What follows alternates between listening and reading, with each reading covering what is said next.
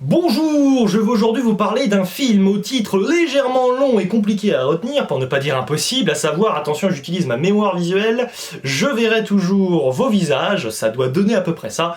Pourquoi est-ce que j'ai du mal à retenir ce titre? Certes, il est long, mais il est surtout complètement inapproprié à mon sens par rapport au contenu même du métrage, ou alors s'il y a un lien entre le titre et le contenu du film, n'hésitez pas à me le communiquer en commentaire, parce que moi je suis toujours bel et bien largué.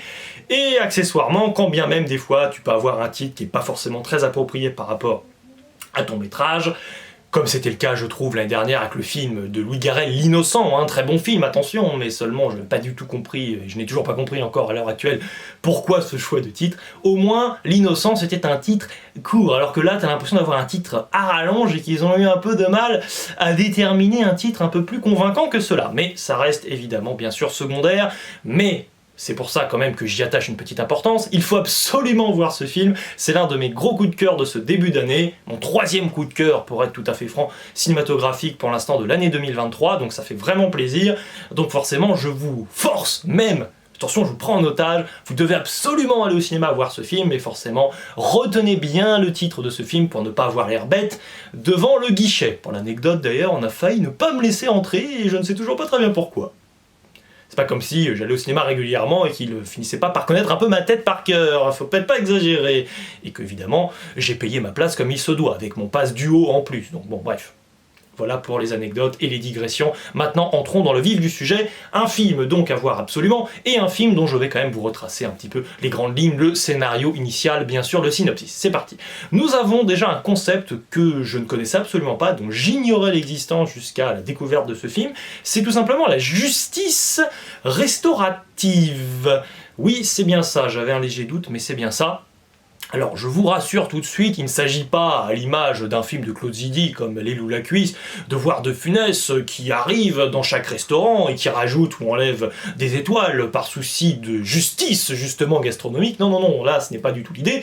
L'idée, c'est beaucoup plus sérieux que cela. Évidemment, recentrons-nous un petit peu dans l'atmosphère du film, mais l'atmosphère qui n'est pas forcément si lugubre et profondément si dramatique, totalement et déprimante qu'on pouvait le penser au vu des bandes annonces, à savoir, c'est tout simplement une organisation de bénévoles, mais aussi de professionnels, qui vont jouer les médiateurs, les intermédiaires entre des malfaiteurs qui ont commis des méfaits, le vol, le viol, des cambriolages par exemple, et j'en passe, et donc la médiation entre ces personnes-là, et aussi avec des victimes de mêmes semblables méfaits, tout simplement. Donc c'est un film qui va jouer par ailleurs sur deux trames parallèles, l'une concernant Adèle Exarchopoulos, bouleversante de talent, elle n'avait plus franchement besoin de le démontrer, mais elle est absolument formidable, et clairement d'ailleurs, il n'y a pas qu'elle dans ce film, mais globalement, c'était prodigieusement magnétique par moments. C'est-à-dire que j'avais la sensation tellement que mon regard était porté sur ce qu'il y avait à l'écran, que c'est particulier comme sensation, mais j'avais l'impression vraiment que j'avais la tête collée à l'écran, mais j'arrivais quand même à tout voir pour autant. Donc c'est l'immersion totale, mais c'était physique, là c'était chimique, il y avait vraiment quelque chose. Donc là franchement, j'ai été oui, emballé par ce film, avec Adèle Exarchopoulos, mais pas seulement, Leïla Bekti, nous avons aussi Gilles Lelouch, Miu Miu, nous avons les formidables Jean-Pierre Daroussin, et aussi par ailleurs, et oui, nous avons aussi Denis Podalides qui lance le film avec les premiers monologues, les premiers dialogues, parce que c'est un film qui repose prodigieusement sur les dialogues et sur les interprétations que peuvent nous délivrer les acteurs et les actrices. Et en cela, d'ailleurs, en plus du sujet, qui forcément, vous vous en doutez, va être un petit peu thérapeutique, c'est logique, eh bien ça rappelle forcément beaucoup la série que je vous recommande de regarder si vous ne l'avez pas encore découverte, à savoir la série En Thérapie, que ce soit la saison 1 ou la saison 2. La saison 2 étant pour moi la meilleure série de l'année 2022. Si vous n'avez pas vu mon classement, voilà ce que ça donne.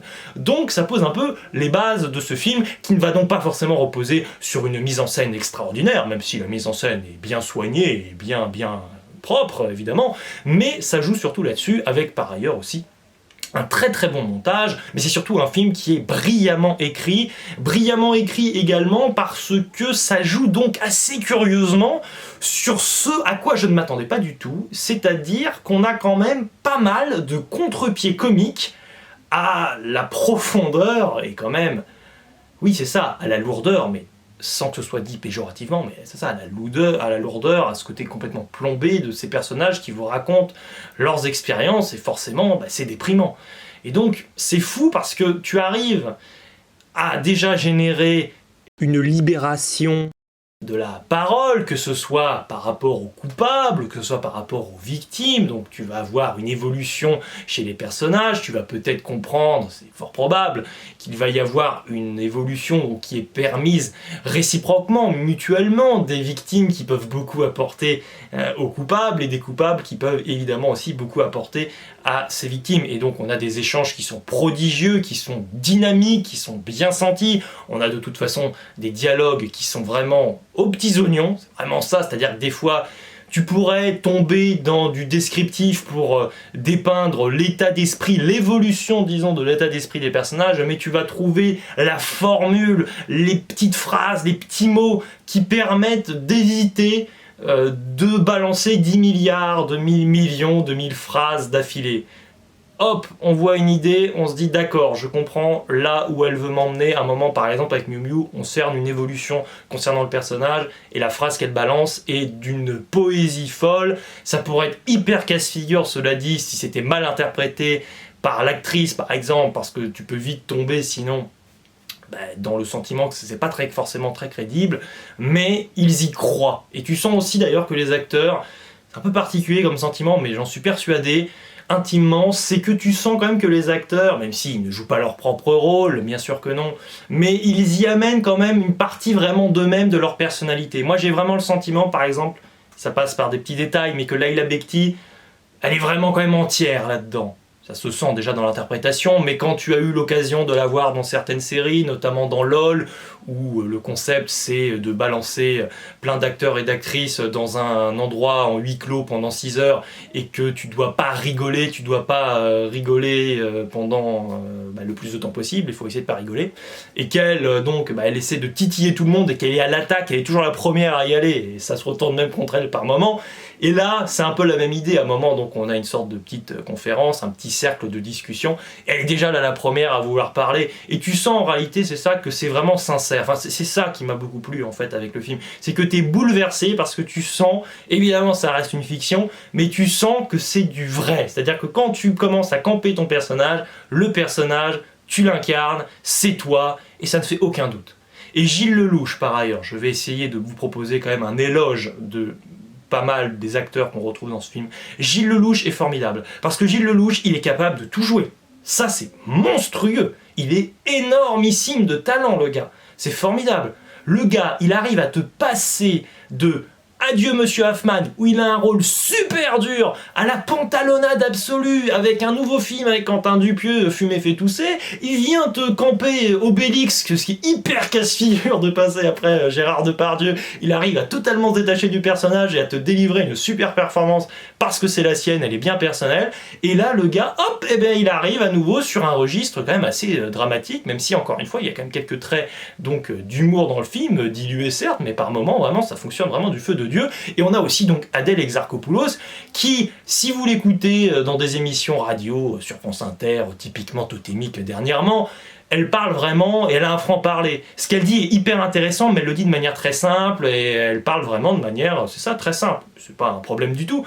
Mais c'est vrai que par moments dans le film, à un moment donné, elle est au contact de personnes qui parlent, on va dire, mieux qu'elle, si l'on veut, qui s'expriment, qui essaient de trouver des tournures de phrases un petit peu plus chic, si vous voulez.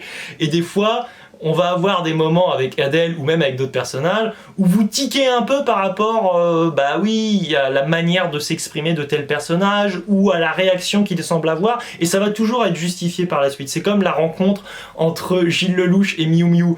Le regard que lance Miu Miu à Gilles Lellouche questionne, et quand on comprend à un moment donné dans le film pourquoi elle a eu ce regard porté sur Gilles Lellouche ainsi, c'est régalant. Mais c'est un film aussi qui, je trouve, vraiment pose les bonnes questions. C'est-à-dire que tu sens vraiment qu'on s'est pas juste dit on a un sujet en or, mais on va pas vraiment en faire trop, on va pas chercher vraiment à réfléchir plus que ça, on va juste essayer d'être bien tire-larme, ou on va pas essayer de trop se creuser la tête. Non, non, non, c'est un film vraiment qui réfléchit, c'est un film qui se pose vraiment les bonnes questions, c'est ça qui m'a plu, des questions par rapport à la prison, des questions par rapport à soi, par rapport à l'évolution qu'on peut avoir, par rapport tout simplement à des traumatismes, à des cauchemars, mais c'est vraiment formidable quand même, c'est absolument envoûtant, bouleversant, prodigieux de talent, et vraiment l'intention fonctionne, elle opère. On a aussi quand même Denis Podalides qui lance donc, comme je le disais un petit peu, clairement, c'est le poisson pilote un petit peu de toute la superbe écriture qu'on va avoir dans le film. C'est lui qui a droit un petit peu au premier long dialogue tout seul où tout le monde l'écoute. Et d'ailleurs, son discours a un sens par rapport au reste du film par la suite. C'est ça qui est incroyable, c'est qu'on a aussi une vraie progression dans l'intrigue. Et on n'est pas non plus dans l'idylle absolue, puisque le film n'est pas aussi feel good qu'il pourrait en avoir l'air sur certains abords, ou disons avec certains personnages. Et c'est ça donc qui m'a beaucoup plu. Donc c'est vraiment un film vraiment bravo, bravo.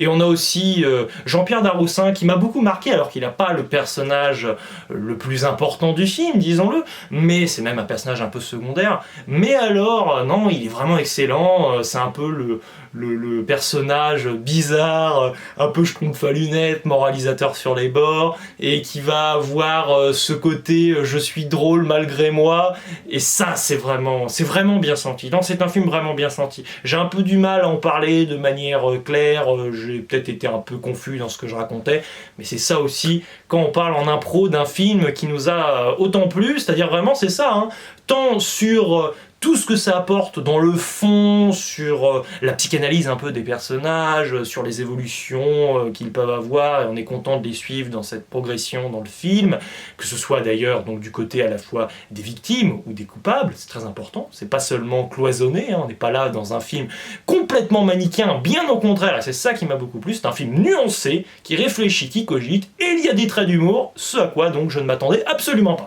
N'hésitez pas à me dire dans les commentaires si vous avez ou non apprécié ce film. C'est donc une très très belle réussite pour moi de ce début d'année 2023. Allez, il ne me reste plus qu'à vous dire ciao et à la prochaine. Ciao, ouais, à la prochaine.